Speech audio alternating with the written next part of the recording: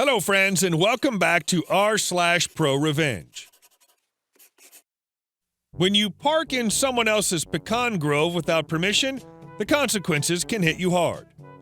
Don't forget to subscribe to our channel if you're new here and turn on notifications so you don't miss a new video every single day. Here we go.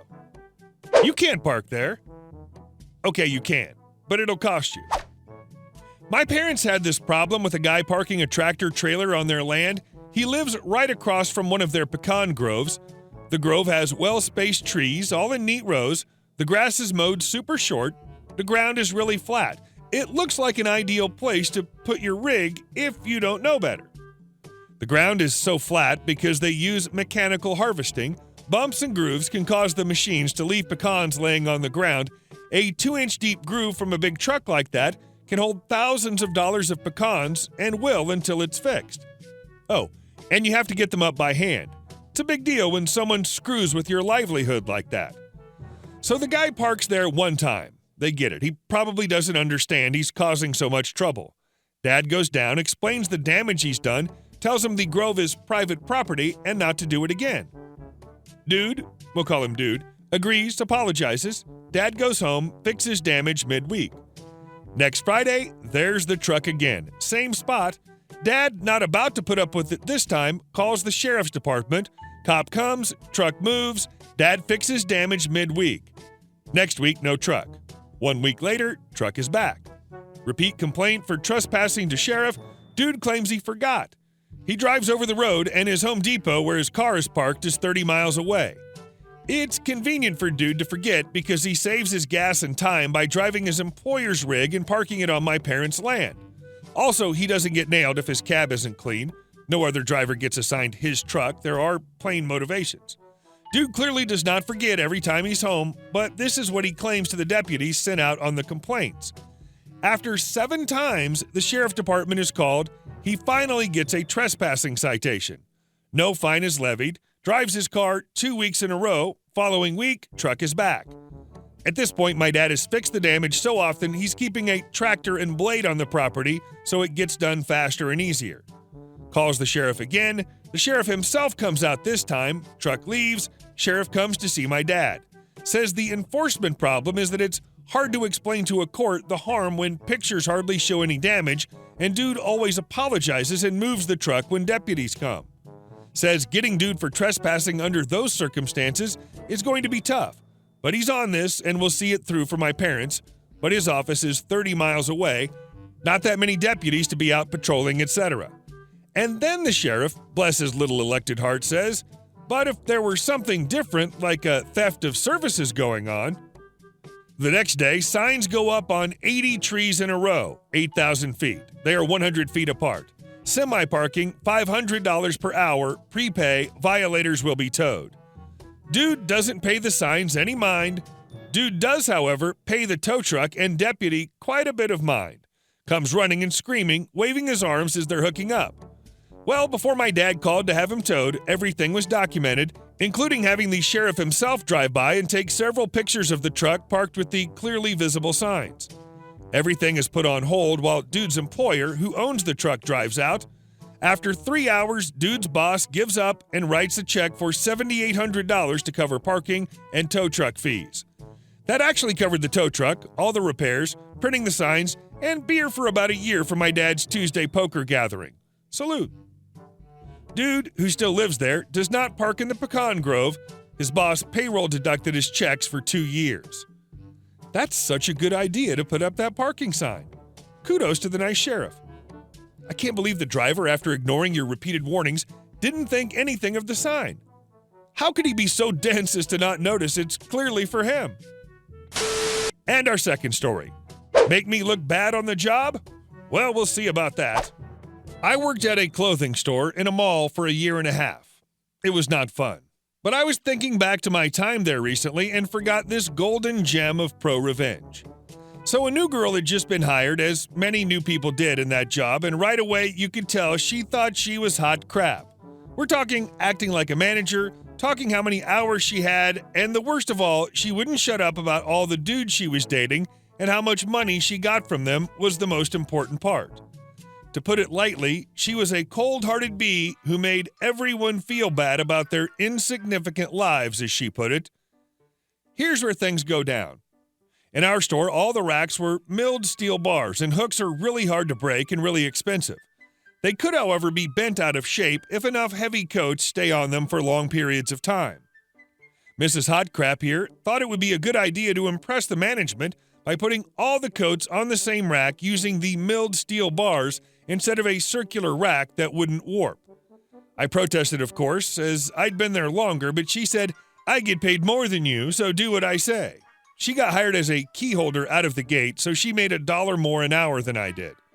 I go along with it, put the heavy winter coats up on the milled steel, and go about my life. Well, 2 weeks later, the milled steel is, of course, warped, and when management saw this, they flipped. Cheapo store, any cost was bad to them. Anyway, she blames it on me, and I get written up for it.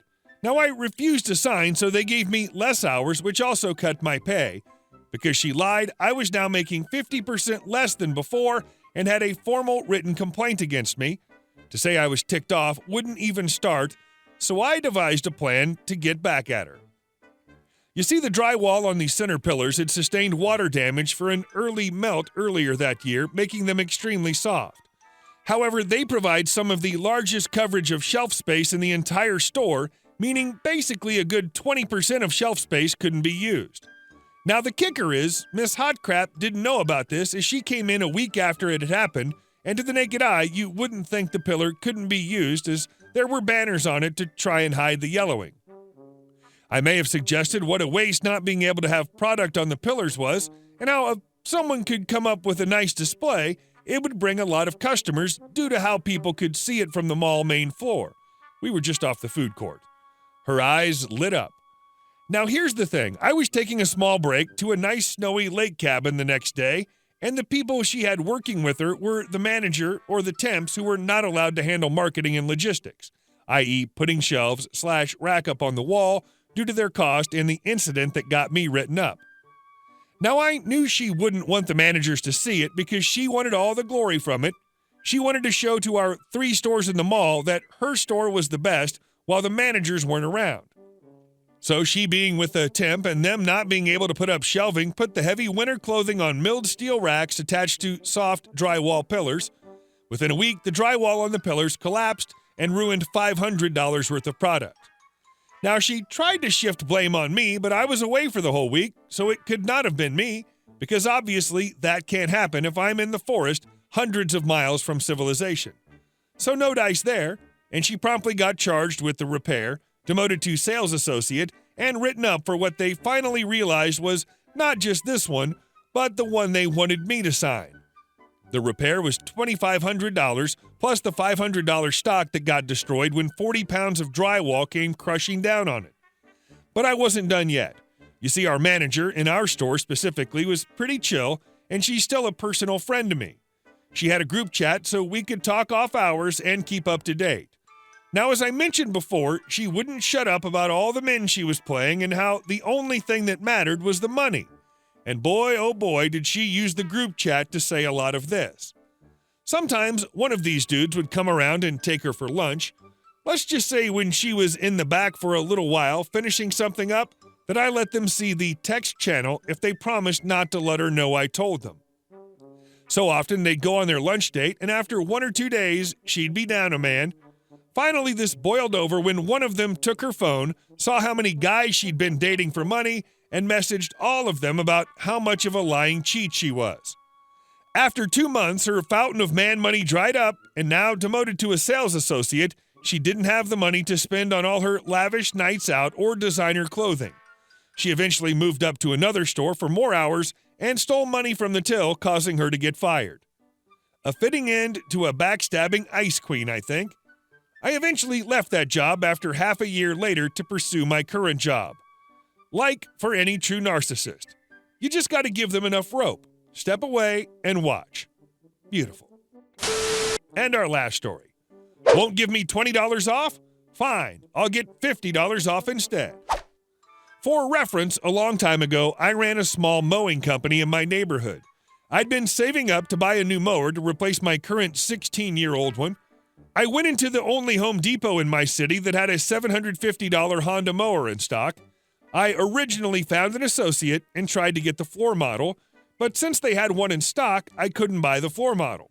Oh well, I pulled up a competitor site, Northern Tool, and showed a different associate that I could get a $20 off coupon there, and the other store was less than 5 minutes away. They talked to who I believe was the department manager, and they approved it. So then I make my way over to the registers and tell the associate what the others said, and she calls over a higher up.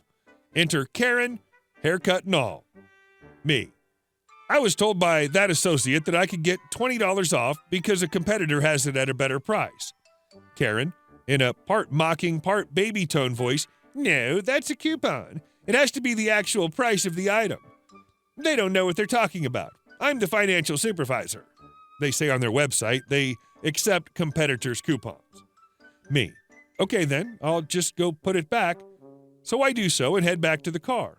While leaving the store, she droops her head down, makes that puppy dog / poor you face and says, I'm sorry you could save money."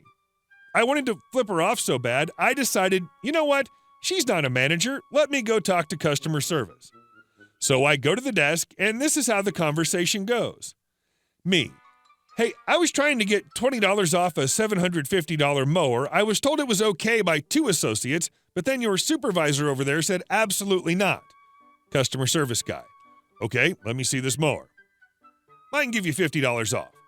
So he goes, looks at the mower, goes back to ring me up. We have a good conversation about cars, and I walk out of the store, and Karen doesn't say a word. Very civil revenge as well, sir. Smart move to take advantage of customer service. Hope that Karen got in trouble, but not fired. Hey guys, thank you all for watching the video, and I'll see you in the next one.